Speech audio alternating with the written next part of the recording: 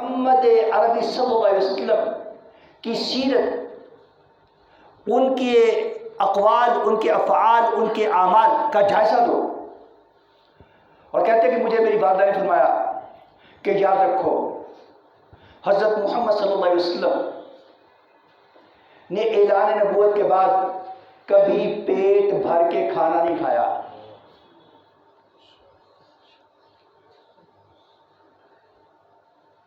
حضرت محمد صلی اللہ علیہ وسلم نے کبھی پیٹ بھر کے کھانا نہیں کھایا، اور حضرت محمد صلی اللہ علیہ وسلم نے جیسے کہتے ہیں گھوڑے بیچ کے سو جانا، کبھی اس کو آپ نے اپنا معمول نہیں بنایا۔ مجھے مزید فرمایا میری والدہ نے کہ آپ نے، میری والدہ نے فرمایا کہ یاد رکھنا نبی رحمت صلی اللہ علیہ وسلم نے نماز عشاء کے بعد بلا ضرورت جاگنا اور گھروں سے باہر رہنا یہ کبھی پسند نہیں فرمایا، بلکہ تاکید کی کہ نماز عشاء کے بعد سو جاؤ، اور ارلی ان دا مارننگ صبح سحری کے وقت اٹھنا نبی اکرم صلی اللہ علیہ وسلم کا معمول تھا۔ میں نے تمہارے نام کے ساتھ لفظ محمد رکھا ہے صلی اللہ علیہ وسلم کہ تم وقتاً فوقتاً اپنے اس نبی محتشم صلی اللہ علیہ وسلم کی سیرت کا جائزہ لیتے رہو۔ اللہ اکبر کبیرہ۔ اتفاق ہے کہ میرے سامنے ماشاءاللہ ڈاکٹر حضرات بیٹھے ہوئے، اللہ رب العالمین ان کو سلامت رکھے۔ میں متعدد مرتبہ سن چکا ہوں کہ ورلڈ ہیلتھ آرگنائزیشن WHO جسے کہتے ہیں، WHO اپنے اجلاس میں، اپنی میٹنگز میں یہ کہہ چکا ہے کہ بلڈ پریشر اور شوگر کوئی بیماری نہیں ہے۔ بلڈ پریشر ہمارے ملک میں جس نے لوگوں کا ستیہ ناش کیا ہوا ہے کہ بلڈ پریشر اور شوگر کوئی بیماری نہیں ہے۔ میں ایک کینیڈین ڈاکٹر پاکستانی ہے، کینیڈا میں رہائش پذیر ہیں، ان کے حوالے سے بات ہو رہی ہو گیا، ہم میٹنگ میں موجود تھے، تو جب یہ اعلان کیا گیا، ہمیں بتایا گیا، تو ہم نے سوال کیا تو پھر یہ کیا ہے؟ کیا ہے یہ؟ ہمیں بتایا گیا کہ یہ بیہیویئر ہے، بندے کا خود اپنے ساتھ بیہیویئر ہے، وہ کیا کر رہا ہے، اور اس کا علاج وہ پاکستانی ڈاکٹر کینیڈا والا، اس نے تو بڑی خوبصورت بات کی، اس نے کہا جی کہ اس کا علاج سیرت طیبہ ہے، سمپل سا،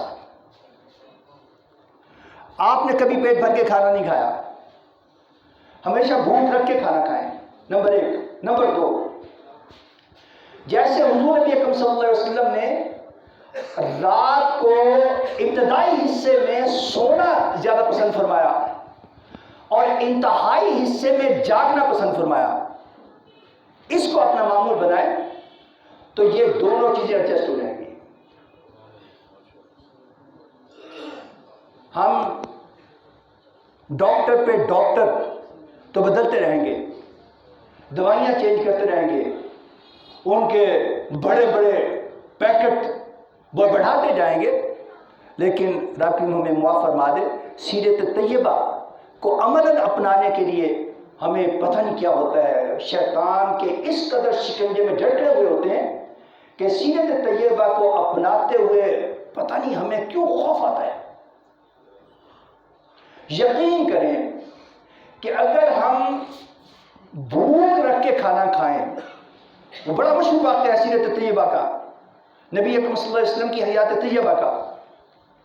ایک میڈیکل وفد ایک مسلمان سلطان نے بھیجا تھا، وہ عصر رات تک بیٹھا رہا، پھر ایک روز کہنے لگا کہ یا رسول اللہ صلی اللہ علیہ وسلم ہمیں اجازت دیں، ہمیں واپس جانا ہے. فرمایا کیوں؟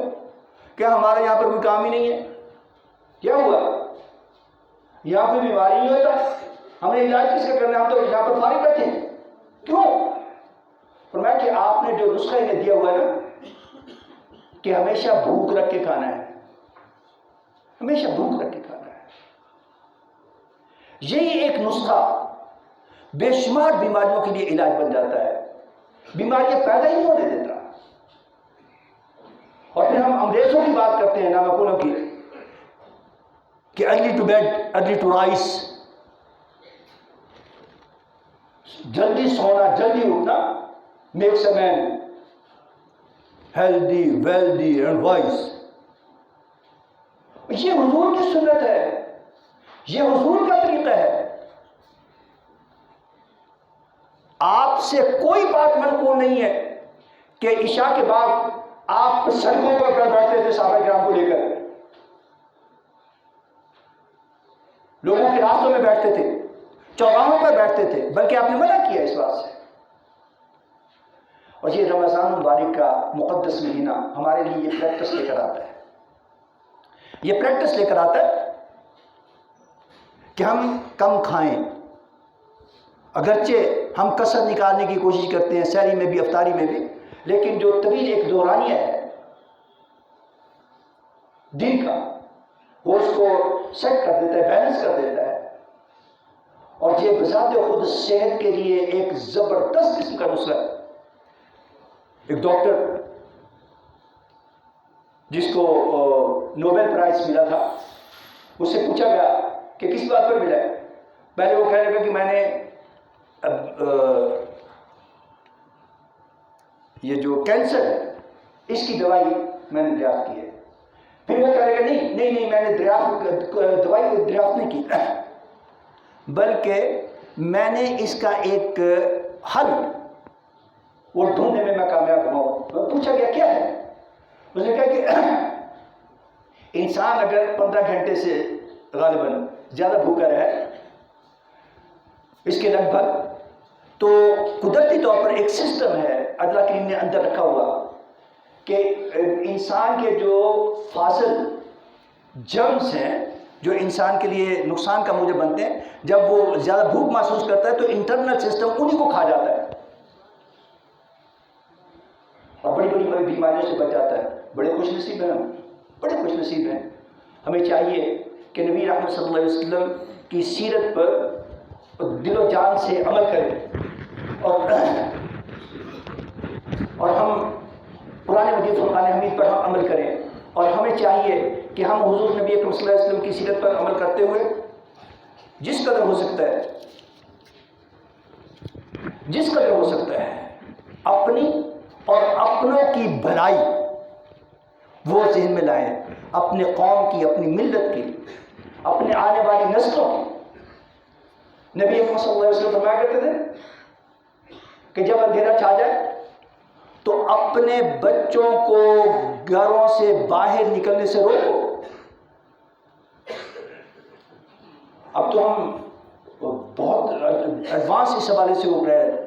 یہ موبائل یاد رکھیے کہ موبائل نے آپ کی نسلیں آپ سے چھین لی ہیں اگر آپ اپنا بیہیویئر چینج نہیں کرتے. آپ کی موجودگی میں آپ کے بچے وہ کچھ دیکھ رہے ہوتے ہیں، اگر اس کو بیان کیا جائے تو خود سے شرم آئے.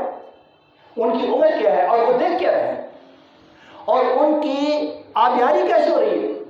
میں نے یہ شاید رمضان مبارک کی بات ہے یا اس سے 2-1 روز پہلے کی بات ہوگی، میں نے ایک چھوٹے سے بچے کو دیکھا، اس کے ہاتھ پر دھاگا باندھا ہوا تھا. دھاگا بھی کیا بلکہ پنی ٹائپ چیز باندھی ہوئی. میں نے کہا یہ کیا ہے؟ اس نے کہا یہ راکھی ہے. ہو سکتا ہے عمر رسیدہ لوگوں کو پتہ تک نہ ہو کہ یہ راکھی کیا ہوتی ہے. میں نے یہ راکھی کس نے باندھی ہے؟ اس کی بہن وہ آگے بڑھی، اس نے کہا کہ میں نے باندھی ہے. میں نے اپنے بھائی کے ہاتھ پر راکھی باندھی ہے. اور آپ کو معلوم ہونا چاہیے راکھی ہندوؤں کی ایک رسم ہے. اس کا اسلام سے اور کسی اور تہذیب سے کوئی، سوائے ہندوازم کے کسی اور تہذیب میں اس کا کوئی وہ کوئی ہمارا نہیں ہے، میری علم نہیں ہے. تو کدھر جا رہے ہیں ہم؟ رمضان مبارک نے ایک ہمارے لیے روٹین سیٹ کی ہے. میں پہلے بھی کہہ چکا ہوں کئی مرتبہ، یہ جو بڑے بڑے ادارے ہوتے ہیں، بڑے بڑے آفسز ہوتے ہیں، یہ جو بیوروکریٹس ہوتے ہیں، ان کی جب پروموشن ہوتی ہے تو پروموشن سے پہلے ان کی ٹریننگ کروائی جاتی ہے، ان کی ورکشاپس ہوتی ہیں. ٹریننگ میں وہ جو کچھ لرن کرتے ہیں وہ پھر اگلے سٹیپ پر اپلائی کرتے ہیں. صحابہ کرام کا معمول یہ تھا کہ وہ ایک کتاب ہے بڑی پیاری، بہت پیاری کتاب ہے کہ حضور رمضان کیسے گزارتے تھے. اگر کبھی موقع ملے پڑھنے کی کوشش کیجیے گا. مفتی خان محمد صاحب کی لکھی ہے، محمد خان صاحب کی. بہت موٹی نہیں ہے، لیکن نبی اکرم صلی اللہ علیہ وسلم کیسے رمضان گزارتے تھے، اور اس میں صحابہ کرام کے واقعات یہ ہیں کہ صحابہ کرام رمضان گزارنے کے بعد 6 ماہ تک رمضان کو اس حوالے سے یاد کرتے تھے کہ باری تعالیٰ رمضان میں جو اچھا ہوا اپنے کرم سے قبول کر لے، اس کو یاد کرتے تھے. اور پھر آئندہ 6 ماہ کے لیے، 5 ماہ کے لیے دعائیں کرتے تھے کہ باری تعالیٰ ہمیں زندگی میں برکت دے اور ہمیں رمضان عطا فرما دے. رمضان میں جو کچھ ہم نے سیکھا ہے، جو کچھ کیا ہے، چاہے جیب کا خرچ ہو، چاہے علم کا خرچ ہو، چاہے نیند کو کنٹرول کرنا ہو، چاہے بھوک پیاس کو وقتی طور پر کنٹرول کرنا ہو، زبان کو لگام دینا ہو، آنکھوں کے پردے کا حیا کرنا ہو، کانوں کو محفوظ کرنا ہو، اگر ہم اس پریکٹس کو باقی زندگی پہ اپلائی کریں گے تو پھر حق رمضان ادا ہوگا. اگر یہ کریں کہ رمضان ختم اور سب پابندیاں بھی ختم، اس کا مطلب ہائے ظالم تو نے پی ہی نہیں. کیا کیا؟ رمضان کا میسج ضائع کر دیا. رب کریم ہمیں بندہ بنائے، اپنا بندہ بنائے، اور ہمیں رمضان المبارک سے حاصل ہونے والے عظیم المرتبت اسباب کو زندگی میں پریکٹیکلی اپلائی کرنا آسان فرمائے، اور اس کی برکات سے ہمیں مستفیض فرمائے. وآخر دعوانا ان الحمد للہ رب العالمین. نماز کا وقت ہو گیا، 2-1 منٹ میرے خیال باقی ہوں گے. کیا صورت ہے؟ 2 منٹ. تو میں آپ کو نماز کا طریقہ بتا دوں. یہ تقریباً ہر مرتبہ بات ہوتی ہے کہ عیدین سال میں صرف 2 مرتبہ ہوتی ہیں. یاد رہے کہ نماز عید فرض نہیں ہے، جبکہ نماز پنجگانہ فرض ہے. فرض کا مطلب ہے لازم ہے، لازم ہے. اور افسوس کہ ہمیں فرض کا اتنا فکر نہیں ہوتا، فرض کا اتنا اہتمام نہیں ہوتا. ایون نماز جنازہ جو فرض کفایہ ہے، دوسرے ملکوں سے آ جاتے ہیں، دوسرے شہروں سے آ جاتے ہیں، اور نماز فرض کا اس قدر اہتمام نہیں جتنا ہونا چاہیے. نبی رحمت صلی اللہ علیہ وسلم فرماتے ہیں کہ من ترک الصلاۃ متعمدا فقد کفر. جس نے جان بوجھ کر ایک بھی نماز چھوڑی ہے اس نے کفر کیا ہے. بین العبد والکفر ترک الصلاۃ. کفر اور اسلام کے درمیان حد فاصل نماز ہے. فرماتے ہیں کہ الصلاۃ قرۃ عین بالصلاۃ، میری آنکھوں کی ٹھنڈک نماز سے ہے. اور الصلاۃ معراج المومنین، نماز مومنین کی معراج ہے. ہم اس کی فکر نہیں کرتے، ہمیں اور فکر بہت سارے ہوتے ہیں. یہ واجب ہے، اور 2 رکعت کی نماز ہوتی ہے، اور اس میں 6 زائد تکبیریں کہی جاتی ہیں. یہ روٹین سے تھوڑی سی ہٹ کر ہے. 6 میں سے 3 تکبیرات پہلی رکعت میں ہوتی ہیں اور 3 تکبیرات دوسری رکعت میں ہوتی ہیں. پہلی رکعت کی تکبیرات قراءت سے پہلے ہوتی ہیں اور رفع یدین کے ساتھ ہوتی ہیں. جیسے تکبیر تحریمہ کے لیے ہاتھ اٹھاتے ویسے ہی ہاتھ اٹھائے جاتے ہیں. اور دوسری رکعت کی تکبیریں رکوع میں جانے سے پہلے ہوتی ہیں. 4 مرتبہ تکبیر کہی جاتی ہے.